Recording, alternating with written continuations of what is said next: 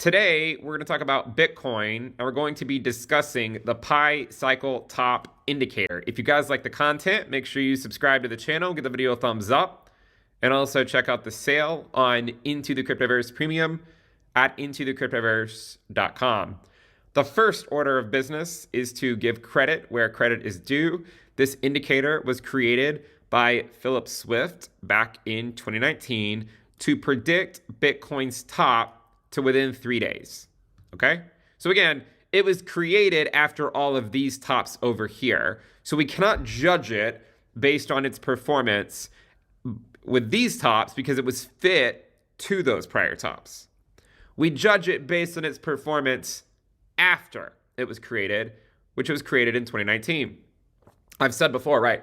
It's easy to create an indicator to retroactively fit prior data points, right? It's not as easy for that indicator to be predictive. And so then the question that gets raised is, was it predictive, right? Was it predictive in 2021?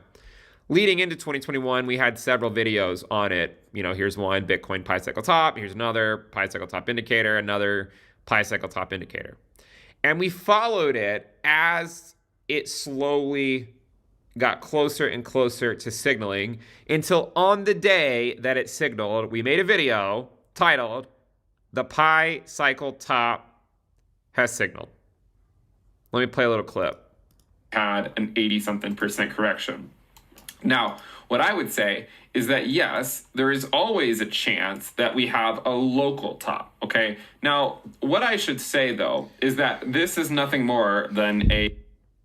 You can go watch the video if you're curious, but the idea was a local top. I was under the impression that we would have another run later on, and we did, but only marginally higher, right? Only marginally higher. But this was the day the Pi Cycle Top signaled, and Bitcoin topped within 3 days. Within 3 days. So again, there are some indicators that are fit to prior data that then don't provide any predictive capability. Then there are other indicators that have shown the ability to be somewhat predictive. And so credit where credit is due, the Pi Cycle Top signaled, and then Bitcoin topped within 3 days, okay? Now, did we go a little bit higher half a year later? Yes, okay? Let's move past that. We went slightly higher. I thought we were. We said we're going to get a summer lull, and then we're going to likely rally. We didn't go as high as a lot of people thought, including myself, but we still put in a new high after the Pi Cycle Top had signaled. But I think there's a lot of evidence to suggest, and I've said this before, that this is the more relevant top to compare to, not this one. At the end of the day, price action is king. So I'm not going to be totally dismissive of the November top that we had in 2021. But there's some relevance to this first top that occurred in April, in fact, of 2021, which is funny because Bitcoin has been really heated, and now it's March, and next month is the halving. It almost seems like deja vu to some degree. Now, we did a video, yesterday where we talked about FOMC and Bitcoin and how, we at least previously saw Bitcoin in 2019 rally until the first rate cut arrived, right? Well, we still haven't seen rate cuts yet. So if Bitcoin continues this rally until rate cuts arrive, then there is a chance that the Pi Cycle Top Indicator ends up signaling, right? But it hasn't signaled yet, right? So calm down. It hasn't signaled yet. Now, there's a couple of counterpoints I would like to make about that. Counterpoint number one is that in 2019, in the rally into rate cuts, it got somewhat close to signaling, but then it ultimately diverged, right? So there's no guarantee that in every single rally, it has to signal. This was not what you might consider to be a market cycle top. It was sort of a local top part of the way through the cycle. The actual Pi Cycle Top signaled at, many multiples of the 2019 top. And it came much later. So we got pretty close to signaling it. and then it ultimately veered back the other way and then went up a lot more once QE returned, once quantitative easing returned. Now, because it's been taking so long for rate cuts to actually arrive, Bitcoin continues climbing the wall of worry. And so these two are getting closer. Now, they haven't signaled yet, again, right? Just like in 2020 and 2021, we made several videos leading into it, right? 3 videos right here. And then this video, we actually said, all right, it has signaled. So I'm not making this video to say that it has signaled. I'm making this video to say, look, this is an indicator that you might want to put in your back pocket and just have it there in case it does signal, in case that it does. So the Pi cycle top indicator was relatively accurate in April of 2021. And so now and by the way, if you're not familiar with what it is, basically it's you have the 111-day SMA and then 2 times the 350-day SMA, right? So when they cross, that is what marks the Pi cycle top, right? You can see that they crossed right here, and that's what marked the top. You can see that they crossed right here, and then that's what marked the top. So then they're getting closer to crossing, but they still haven't crossed yet, right? They still haven't crossed yet. And again, there is no guarantee that they cross. There's always a chance that we pull a 2019, the Fed starts to cut before they cross, and then they diverge for a while, and then they rally later on, and then they cross then. There is a chance that that happens. There's also a chance that it ends up being, I know there's been a lot of discussion about like, a translated peak. That's not like my base case, but it could turn into that if the market continues to stay heated and if we do see the Pi cycle top flash. But even then, even if the Pi cycle top flashes, 2013 it had 2 flashes in that one cycle. So again, there's a lot of nuances to it. But going back to sort of this idea of the Pi cycle top, there's something that someone pointed out in the chat room that I'm in, that sort of the ITC chat room, and what they said was kind of interesting, and it wasn't something that I was looking at, and it's not something that I found. It's just something that someone else found, and they said, hey, have you considered this? And I hadn't considered it, and I just wanted to show what they found and just say, look, guys, this is something to consider. I'm not saying that it's relevant completely, but something to consider, right? So you're probably wondering what that is. Now, when you look closely at all of these prior Pi cycle tops, what do you notice, right? So in 2013, when these moving averages crossed, you can see that they actually crossed quite aggressively, and they crossed for a long time, in fact, right? I mean, that was a pretty long cross. And then here, it was a pretty long cross, right? I mean, like it was a fairly aggressive move to the upside by Bitcoin, which led to these crossing. Now, I want you to look at 2017. Now, first of all, let's go through this slowly and see how long, they were crossed, right? So from right there to right there. So you're talking about like 120 days or so. And then from here to here, it's about 105 days. You're going to see a pattern. From here to here, they crossed only about 75 days. And then if you look at 2021, what you'll notice is that they really barely crossed. It was only about 10 days or something.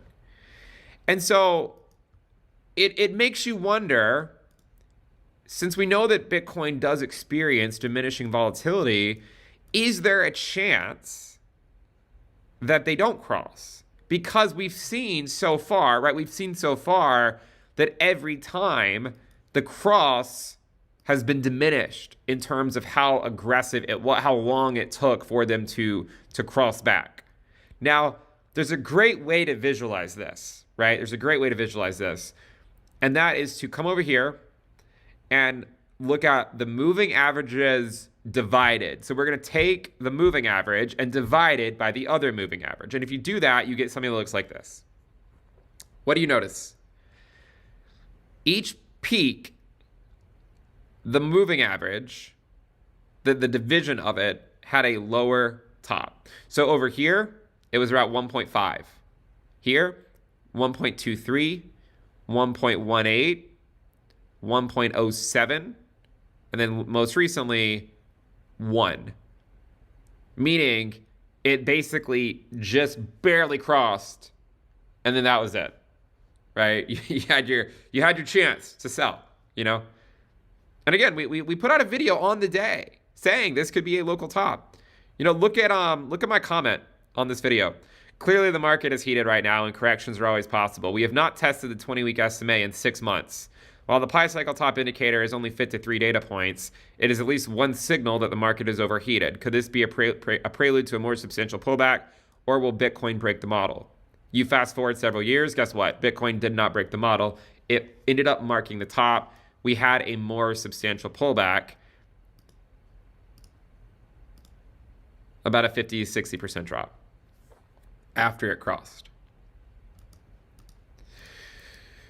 So then today, they haven't actually crossed, right? And frankly, they're still pretty far away from crossing. But if you look at it, remember the trend, right? 1.5, 1.2, 1.2. This was like 1.23. This was like 1.18, 1.07, 1.06, yeah, 1.07, and then 1.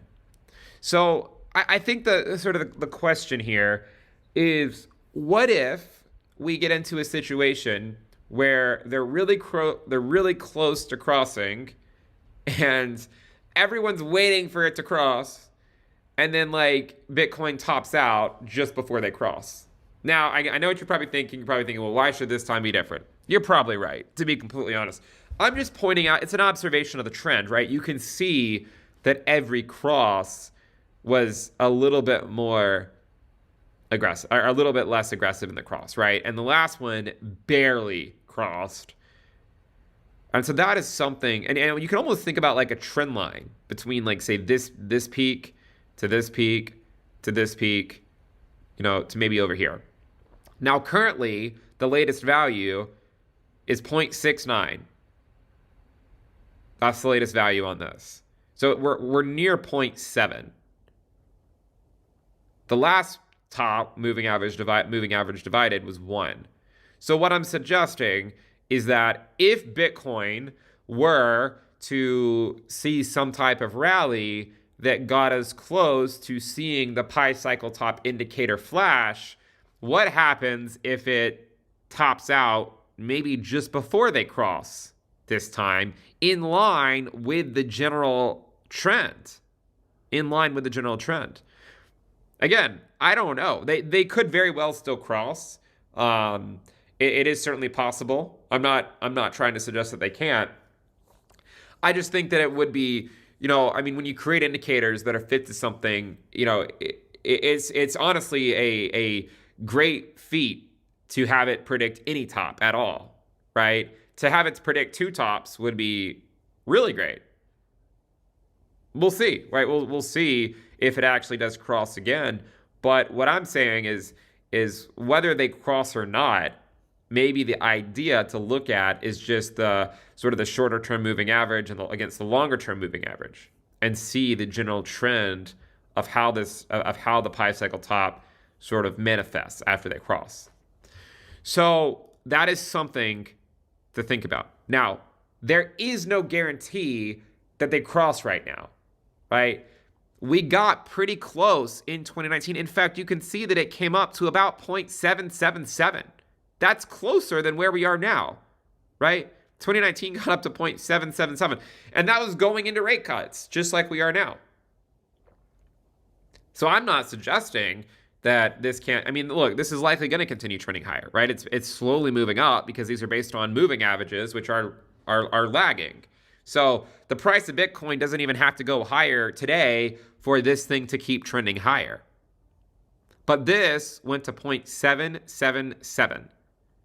We got close, but we didn't actually tag it. It actually tagged it in the post-halving year. So I think it makes sense to be somewhat open-minded and to say, you know what? I don't know if it's going to cross or not, but as this indicator gets closer and closer to some of these higher levels, it's worth noting that the risk is going up. It's the same thing like in this video. I did not like making that video back then. I did not like calling for the summer lull of 2021 because there was a lot of people that didn't like that. But then we fast forward, a few months and Bitcoin ended up dropping 55% after the Pi cycle top had signaled. And I mean, you can see like I was somewhat timid in my comment, right? Like, could this be a prelude to a more substantial pullback? Or will Bitcoin break the model? I mean, I was pretty clear back then. I thought we were going to get a summer lull, but there's only so many videos you can put out like that before you really want to say, yeah, guys, like maybe something else happens. But you can see that the Pi cycle top signaled, and then we got a more substantial pullback. So I just wanted to bring this to everyone's attention that the Pi cycle top worked out really great last cycle, and it could work out really great again. The only thing I would say is that the extent to which these moving averages have crossed has been diminishing from one cycle to another. Last cycle, they barely tagged each other before they uncrossed. And so I'm just suggesting what happens if this cycle they come really close to crossing, like maybe like the division is 0.8 or 0.9, but then they don't actually cross. And I do wonder about that. And again, remember, even if they don't cross in early 2024, like imagine, like if there's not, let's say there's not a pump or something for a while. Like, I mean, we've talked about how Bitcoin historically has rallied into rate cuts, but remember, we don't know when the rate cuts are going to come. I mean, the market thinks it knows when the rate cuts are going to come. The market's currently saying June, but even Powell said they could theoretically cut rates into, between meetings, right? So there's no way to know, right? There's really no way to know when the first rate cut's going to be.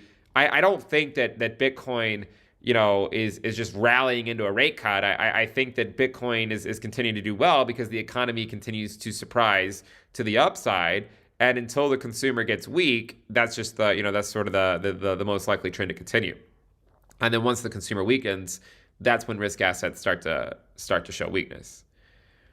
And then the Fed cuts, right? Like the Fed cuts because the economy shows weakness, and then risk assets sort of top out because they sense the economy showing weakness. It's not the other way around, right? Like the Fed doesn't cut because our precious risk assets like Bitcoin are showing weakness, right? They don't care about that.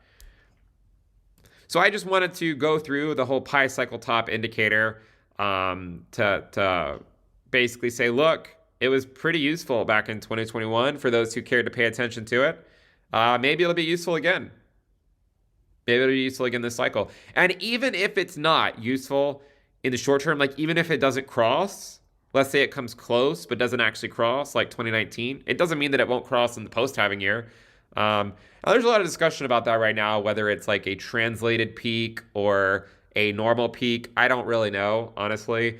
I think you can easily come up with evidence to support both views. I think it's probably going to depend on kind of what the current rally shapes out to be, right?